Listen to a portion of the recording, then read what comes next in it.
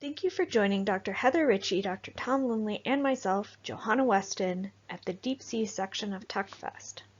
I'm excited to introduce to you my science child, Erythenes plasticus. Every species is special, and Erythenes plasticus is particularly special because it captures the story of the plastic pollution crisis facing our oceans.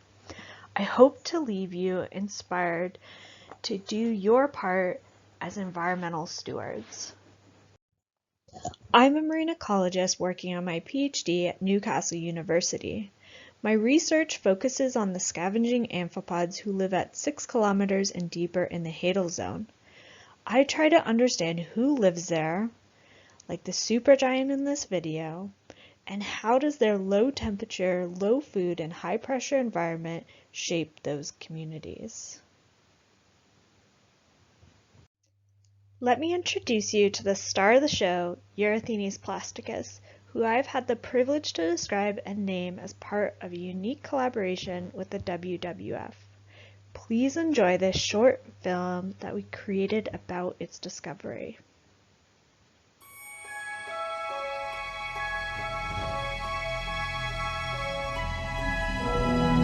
When you're diving at extreme depth, you have the chance to see something that no one else has ever seen before. There are so many discoveries to be made.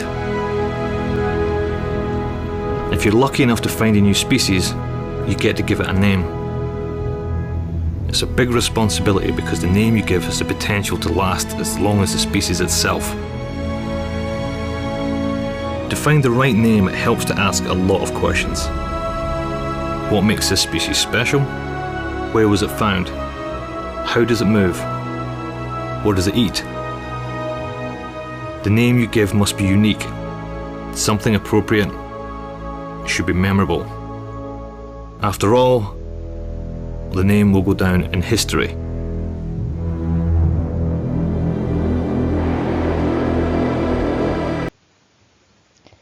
Wow, that video moves me every time I see it. So now let me share with you the background story of how Erythenes plasticus came to life. As you're probably aware, one of the threats facing our ocean is now well known: trash. It's estimated that 8 million tons of plastic enter the ocean every year. 80% of that are from land-based sources, entering from rivers and streams. It's clear that our actions on land matter. For the ultra-deep ocean, on the abyssal plains and in subduction trenches, we find that their remoteness doesn't shield them from plastic and trash pollution. If we look in the sediment and stomachs of animals, we can find microplastic and microfiber pieces, those that are defined as smaller than 5 millimeters. We can also see much larger and more visible pieces, like this cabling abandoned at the deepest point of the ocean, Challenger Deep. With a problem well defined, the WWF came up with an ambitious idea to draw attention to solving and stopping this problem by calling it plastic. My supervisor and collaborators at Newcastle University and I teamed up with them to make this happen. To do this, we had to first find a new deep sea species that had not been described by science. 2, find presence of microplastics in that species. 3, name it. And this is the most important step because it had to be named following the International Commission on Zoological Nomenclature in order to be scientifically valid. And 4, tell the world and share the story. Step 1 was to find a new species to science. And while you might not think that you come across a new species every day, our lab has a bit of a leg up. The ultra-deep ocean is one of the most unexplored parts of the ocean, and our lab over the last 10 years has been amassing a really large specimen collection. From previous work, we know that many of those specimens are actually undescribed species. So based on this knowledge, we zoomed in and focused on one genus, Erythenes. This genus is composed of large scavengers that are iconic in the deep sea. They're found in every ocean, abundant, and they've been well studied over the past 40 years. But as you might have guessed from the picture, they all look very similar, or cryptic. Through DNA analysis, we're now learning that what was thought to be one species, Erythenes gryllus, is actually multiple species. With this challenge of being cryptic, we collected multiple sets of data using an integrative taxonomic approach. Specifically, we were asking, is the identity of these specimens one of the 8 described species of Erythenes, or does it represent a new undescribed lineage? The first approach is a morphological approach. Here, we compared how the specimen looks compared to those 8 described species. This involves selecting multiple individuals, dissecting each individual appendage, closely examining them under a microscope, looking at the details like shape and curvature of a palm, and counting the number of hairs on a mouthpiece. It's a very intimate process. Second, we extracted DNA from several specimens. PCR amplified a section called the DNA barcoding region and compared the new sequences to other sister species of Erythenes. This tree indicates that Erythenes plasticus sits in its own distinct lineage. With the 2 sets of data, morphology and DNA barcoding, we were confident we had found a new undescribed species of Erythenes. In total, we had 11 specimens that were collected in 2014. The 1 male, 2 females, and 8 juveniles came from the Mariana Trench in the Pacific Ocean, and they lived 6 to 6.9 kilometers deep. With step 1 completed, it was on to looking for presence of microplastics.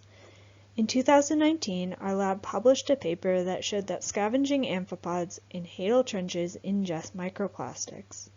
One of those species was Herondelia gigas, who lives at Challenger Deep.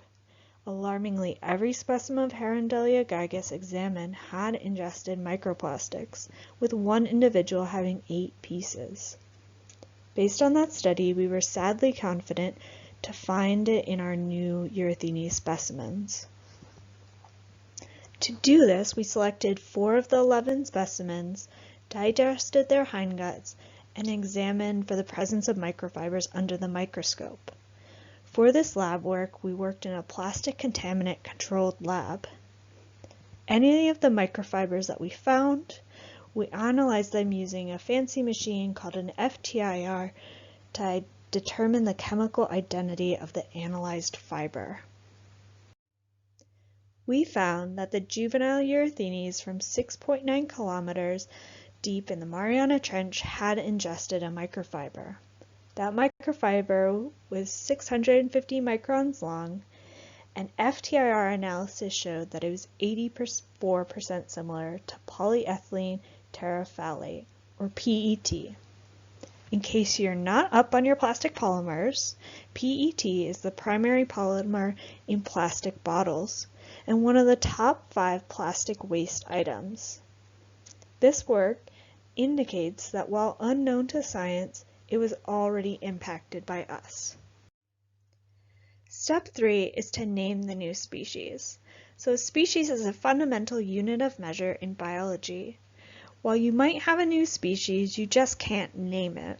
You only get to give it a scientific name after completing a lengthy and rigorous process set by the International Commission on Zoological Nomenclature. This process aims to ensure that there is no duplication of that unit of measure. So how do you get from the data to the name? So the first step is to prepare a manuscript which presents the data, evidence for a new species, and a description of the new species. The description is based on a holotype, and here in this case it was our female from 6.8 kilometers, and it's a collection of words and pictures that allow other people to identify it. After multiple drafts, the manuscript is finally ready, and it gets submitted to a scientific journal, and in this case we sent it to Zootaxa. The journal then sends it through a peer review process to 2 peer reviewers. The peer reviewers examine that manuscript, assessing for, did you make a strong case for a new species? Did you describe it correctly? And any other gaps. And while we're close to being at the name, we're not quite there yet. The reviewers send comments back to us as the authors of the manuscript. We address those comments to improve the manuscript and then send it back to Zootaxa. And this process could continue, but for us, luckily, our manuscript was then accepted. And while the name is official, there's still a few other steps that have to take place. So the first is that you deposit the holotype into a museum that's curated for people for future generations to examine the holotype. And since our specimens were from U.S. territorial waters, we deposited them at the Smithsonian. And as a biologist, it is a great honor and definite privilege to be able to deposit holotypes and type material at the Smithsonian. And the next step is to actually submit the name to the official registry of zoological nomenclature. And once that's it, we can now proclaim the name to the world. So on March 5th, 2020, our manuscript on the new species of Eurythenes from hadal depths of the Mariana Trench, Pacific Ocean, was published in Zootaxa. This was very exciting, and if you wish to give the manuscript a deeper read, it's open access online. After months of hard work, we could now tell the whole world. Press releases were put out and a 6-minute-long documentary was released that told the story of Eurythenes plasticus and the message to reduce plastic pollution. The global media picked up on our story and covered it in many different languages. Most awesomely, people have been inspired by this story and unleashed their creativity to tell the story, from posts to stop animation videos, memes, and personal redrawings. This organic global impact has been great to watch and continues to fuel my research passion. This story is now being told and featured in 2 permanent museum exhibits in Germany. Eurythenes plasticus is brought up from the deep to swim right in front of you. It would be great to have a permanent exhibit in a museum or 2 in the UK. Really excitingly, we've recently launched a dedicated educational website on Eurythenes plasticus. It's filled with amazing videos and resources for learning at home or incorporating into any science curriculum. Please do check it out at plasticus.school. There's a 5th step, your step, to make a positive impact. Eurythenes plasticus signals the far-reaching impact of plastic pollution on our planet. But please don't leave sad. Leave inspired to take action to help solve our created problem. And there's a few things you can do. Make sure you properly dispose of trash and recyclables so litter doesn't end up in the storm drain system and making its way to streams and rivers and ultimately the ocean.